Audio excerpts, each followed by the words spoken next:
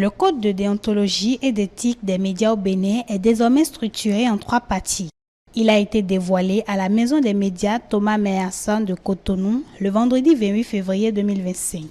Le président de l'ODEM, l'Observatoire de la déontologie et de l'éthique dans les médias, Ulrich Vital Arotonji, a présenté la structure du nouveau code. Déjà, il faut retenir que le code est passé de 26 articles à 33 aujourd'hui.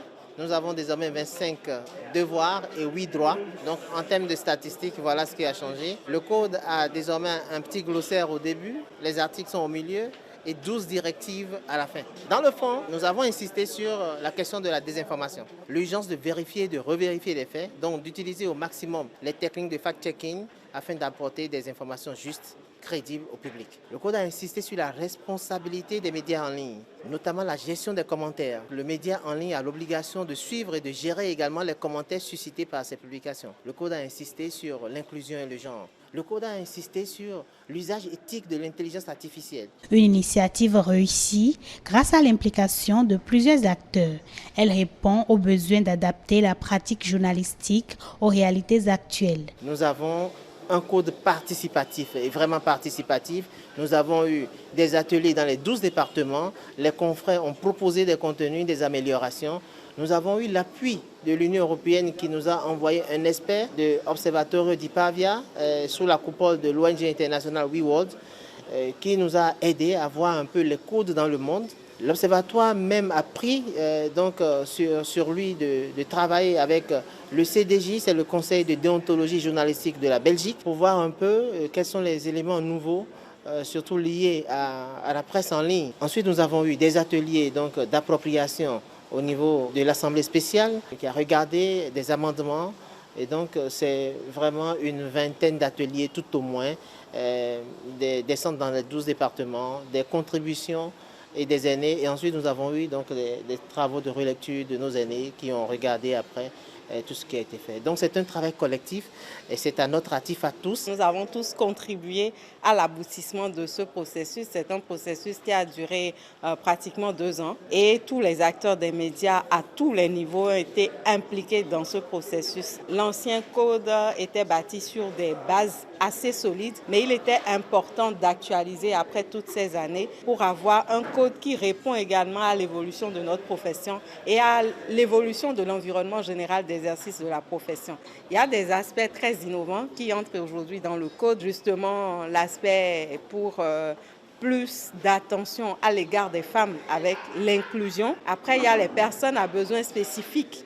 Ensuite, il y a l'exhortation à l'endroit des forces de sécurité et de défense d'accompagner le journaliste dans l'exercice de sa profession. C'est une façon pour nous vraiment de mettre l'acteur de médias, le professionnel de médias dans les meilleures conditions pour faciliter aux journalistes ce travail qui n'est d'aucun repos. Des professionnels de médias ont pris connaissance de ce nouveau code qu'ils trouvent moderne. Je pense qu'il était nécessaire de faire ce nouveau code puisque le monde de l'information évolue à toute vitesse, surtout à l'ère du digital, de l'intelligence artificielle et de tout ce qui va avec. Il est important de pouvoir se réactualiser et de pouvoir remettre un peu les pendules à l'heure pour éviter qu'il y ait plus de désordre. Il faut avouer que c'est l'un des meilleurs codes d'éthique et de déontologie que nous avons actuellement dans la sous-région. C'est un code très bien structuré. Ce code est plus ou moins adaptable à la réalité actuelle que nous vivons, c'est-à-dire à l'Internet. La presse en ligne, aux médias en ligne, aux médias classiques, aux médias en version tabloïde. C'est un code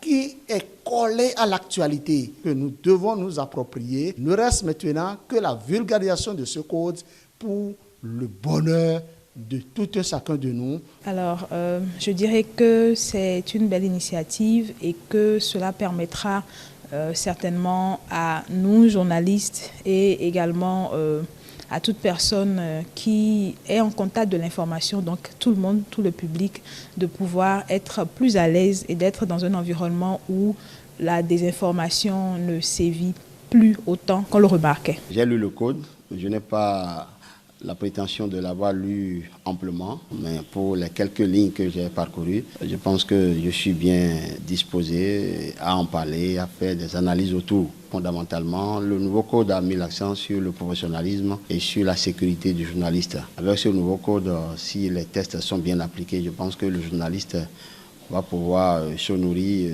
en exerçant son métier. Alors, ce qui a également changé, c'est que le code a mis l'accent sur la responsabilité. Cette fois-ci, le nouveau code permet donc de responsabiliser le journaliste et de lui rappeler les fondamentaux. Mais il faut le dire, le code n'est pas encore parfait. Il y a encore des zones d'ombre, à savoir comment faire en sorte que la carte de presse soit disponible lorsque vous avez totalisé un certain nombre d'années. Est-ce qu'il faut toujours aller aux productions? Est-ce qu'il faut toujours déposer les dossiers? Je pense qu'il faut mettre l'accent sur ces éléments-là. Notons qu'un code de déontologie régit un mode d'exercice d'une profession ou d'une activité en vue du respect d'une éthique. C'est un ensemble de droits et devoirs qui régissent une profession, la conduite de ceux qui l'exercent, les rapports entre ceux-ci et leurs clients ou le public.